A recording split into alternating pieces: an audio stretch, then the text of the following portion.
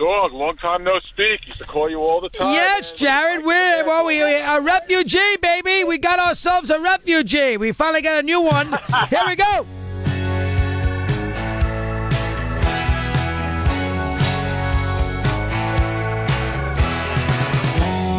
Good to have you with us, Jared. Nice to have you aboard. It's been about 20 years. What do you have for me today? Go ahead. So here's what it boils down with the Sooners. Because, the squib kick was idiotic. We all know that. Bottom line, I'm not even a fan. They got the break of the year by getting Georgia to kick a field goal. The 32-year-old coach didn't have to go for it on 4th and a half a yard. You got to step on their neck there. Bottom line. You knew they were losing the game once that was. How do you run the ball 3 straight times? Well, we agree with you. Now listen. No, I agree with you on the actual philosophy of what they were doing. This decision in overtime that now you're not the only one, fans who have brought it up, on 4th and short on their first possession, you don't want to settle for a field goal there.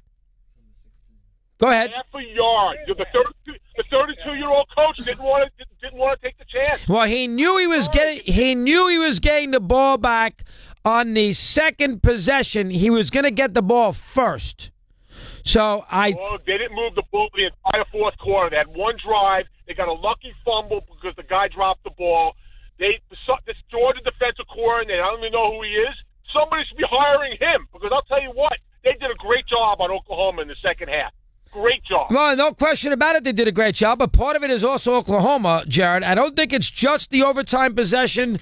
I think it's those 2 possessions at the end of regulation, which I hated. 55 seconds, 3 timeouts, 5 minutes to go. They were very conservative 3 running plays. The issue in overtime is fascinating now. You're not the first person to bring it up. 4th and short, and let's say a yard, half a yard, right around about the 16-yard line, because it was there. They ran a couple plays. They're down 3. They go for it there, and I thought of it like the rest of us did, and you don't get it, you lose. You know you get the ball first, start of the second overtime, which to me is a factor, because if you kick the field goal and then score the next time, you put all the pressure on Georgia to have to, score the touchdown down as you are in that scenario by a score, by a TD. Now, you can make the argument, 4th and a half yard to go for it there. You can make that argument for the title. Jordan in Montana. He's with us here on Mad Dog Unleashed. Jordan, good afternoon. How are you today? Good. How are you doing? Hello, Jordan. How you doing? What's going on now? What do you have for me? Well, I was just going to comment on what you were talking about earlier. I think I agree with you that there was just too much football on yesterday. I'm not an avid college football watcher, but I tuned in for the UCF game. Kind of wanted to see how they were going to do, see if they'd get their perfect season, and congratulations to them. They did. Right. Then, of course, watched the Rose Bowl after that, and after that, I mean, it's just too much football in one day. Too much. I think it's a problem. I don't know what the solution is. I think, first off, there's too many bowls. We all know that. 40 games is stupid. There's nobody at the games. It's a disgrace. I know they get ratings because people bet the games. So the Eddie Ericksons, the Steve Torres betting these college bowl games all over the place. That's got something to do with it, why they put the games on. But it is, yesterday was way, way too much. Way too much. Now, listen, part of it is the fact that, I watched some of the early games, too, the 3 of them that were on. Partly the weather, you almost had to do something. They're on, so you figure I'll put them on. But even if you just began at 5 o'clock, to sit there for another 4 hours, you could fly to basically Greece it's too much. Now, that's me. Maybe people disagree, but that is me from that standpoint. And I think it's a problem for them that they got to think about down the road here. Here's Christopher in Houston. Chris, good afternoon. How are you today, pal? Happy New Year, Mr. Russo. How are you this afternoon? All right, Chris. Nice to talk to you. What's going on?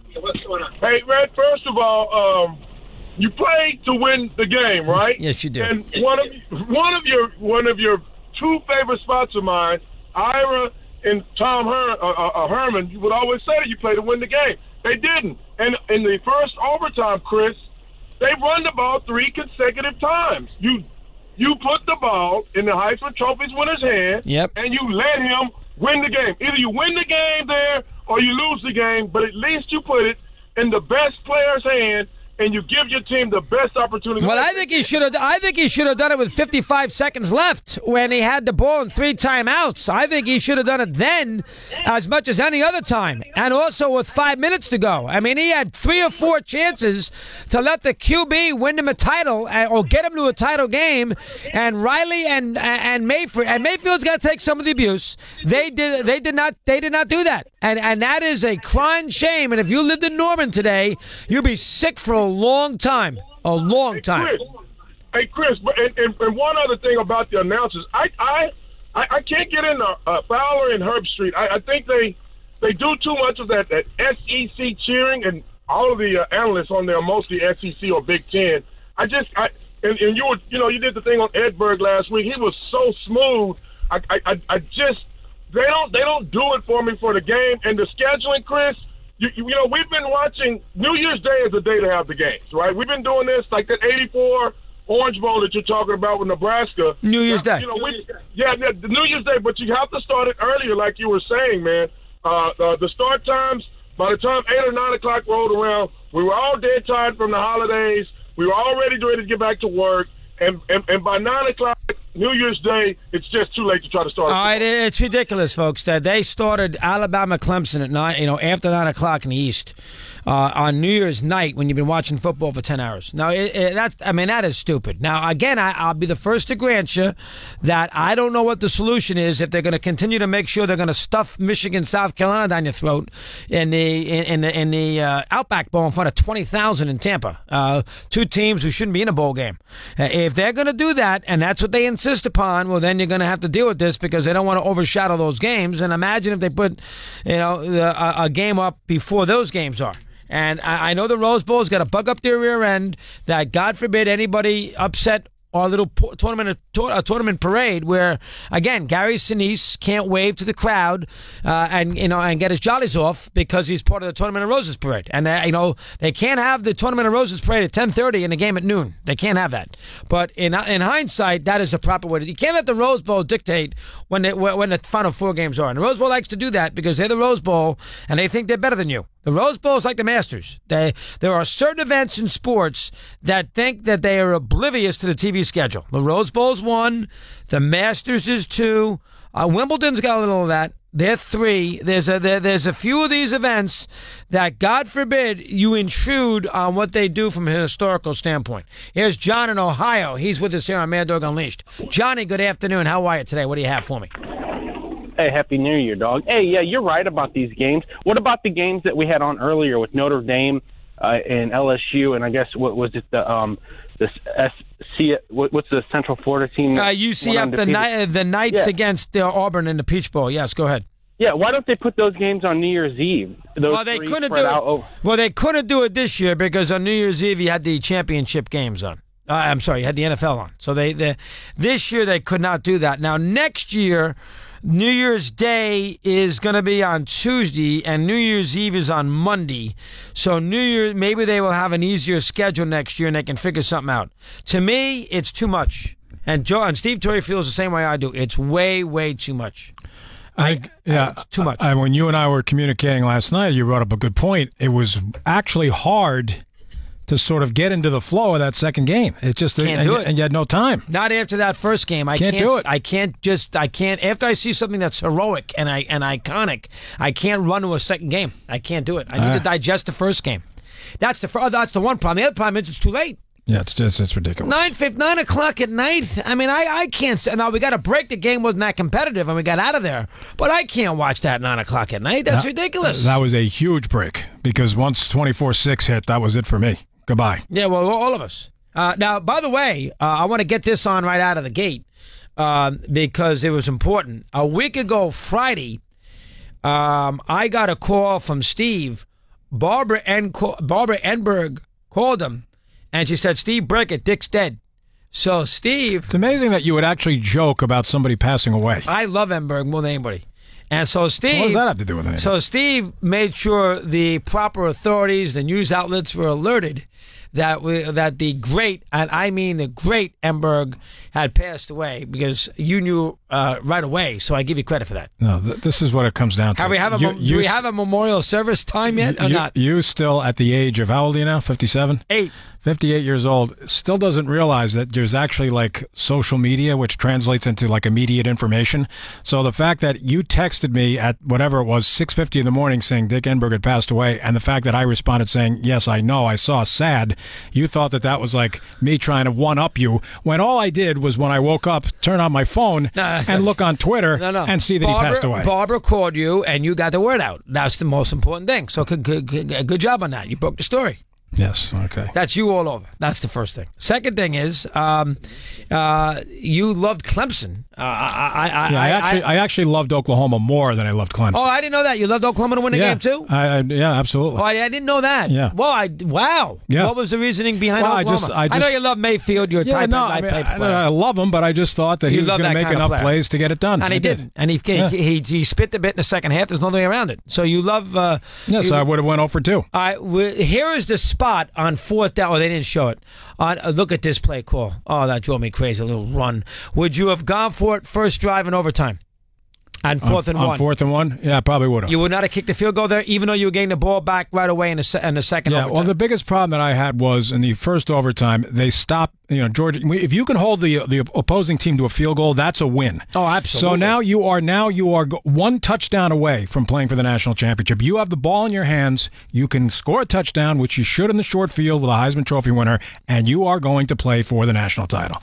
And the fact that they did not do that because of whatever their decision was with conservative game planning or whatever. I'm surprised. I had a bigger issue with them in regulation with 4 minutes to go and then with 55 seconds to go. You have more of a problem in overtime. Well, I have a problem with both. I mean, I thought they were way too conservative in a lot of those situations. End of the regulation too.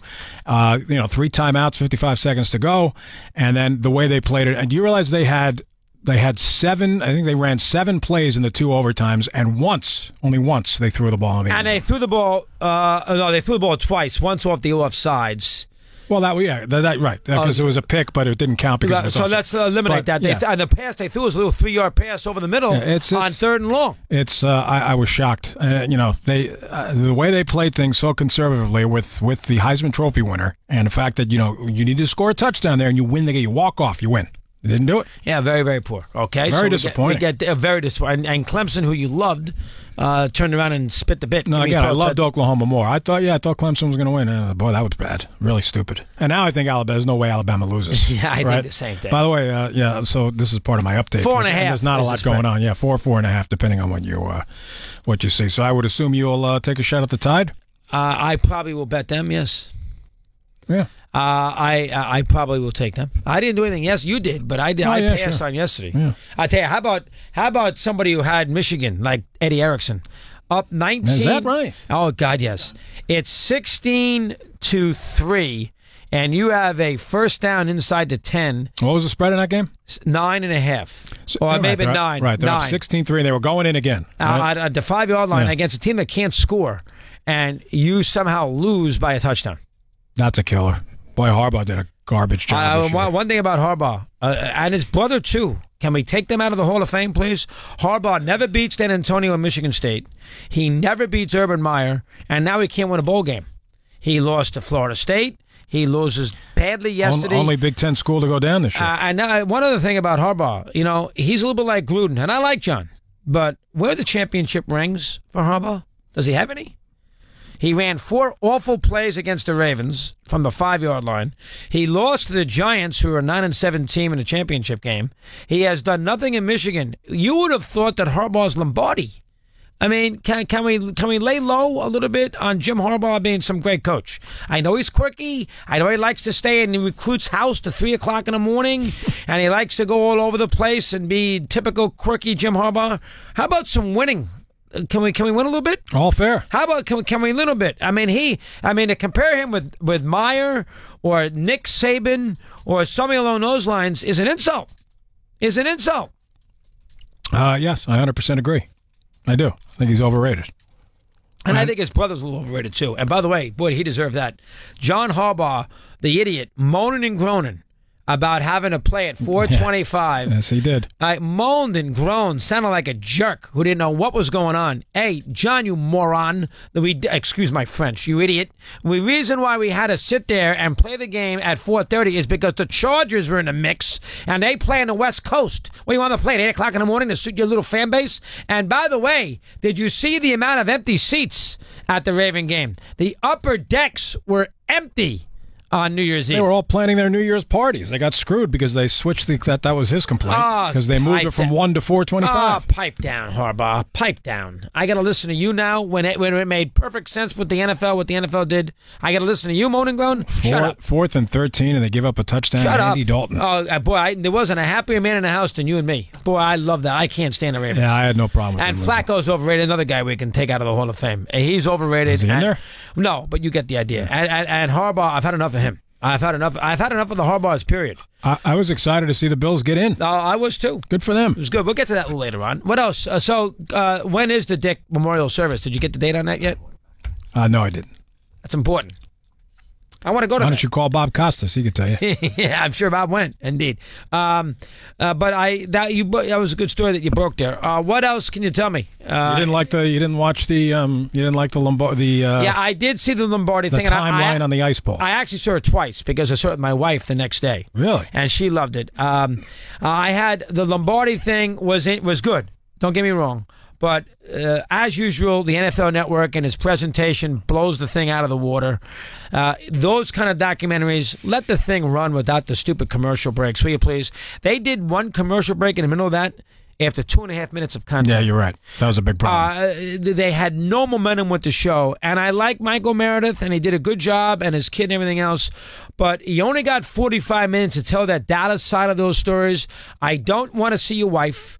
I'm not interested in your two little kids, and I don't want to see some dopey Packer fan who thought it was funny to walk into a dugout that cold day in December of '67 on New Year's Eve and wear Don Meredith's coat. I could give a crap. Tell me to talk about the game, for crying out loud. And he did. He wasted 5-6 minutes of valuable real estate doing things that I am just not that interested in. I don't care about Don Meredith's cape that he wore that day. I'm not interested. And I don't want to see his wife. I don't need a quote from his wife about how Don Meredith was a big deal. The people who are watching this show know that Don Meredith was a big deal. I don't need to be told how good Meredith was. Monday Night Football, the Cowboys, their first big quarterback. I don't need his wife telling me that, or his two little kids. I don't want to see him. Out of the documentary. Boy, you're cranky. Oh, but I'm right or wrong, Steve? Yeah, I mean, I you know I'm right because you agreed. No, you agreed with everything I said. Not so much about the cape thing, whatever. I mean, I lived with that. The wife and the kids was pretty insignificant, but he wanted to sort of paint the picture about how he got this idea and how his father just that was a very painful part of his experience as a football player, losing that game, and that's how the whole idea started. So he wanted to make sure people were aware of where this whole thing began. Like, because if you picked it up in the middle, you're like, who the hell is this guy? So once in a while you had to be reminded as to what the documentary was about. And the other thing is, get somebody else to voice it. Bring Tom Selleck in. Not a lot of presence there, I would agree. Bring Tom Selleck in here to voice it. There's a voice. Go watch Tom Selleck on those America games and go see how well he voices it. But I did think a lot of the content was good. I'm not disputing that. I am not disputing that. There were some things I hadn't seen before. I'm not disputing that. And, they wasted also 5 minutes by giving me the interview with Tom Brown and Dave Robinson about the game before in '66. He asked him a question, and they didn't say anything. That's true. Tell about the play. What did Robinson do? He broke the Lombardi play. He got fined for that because he didn't follow his assignment when he went after Meredith to do the interception in the end zone. That's right. That was stupid. That wasted 4 or 5 minutes. A lot of things there I had problems with. And overall, I liked it.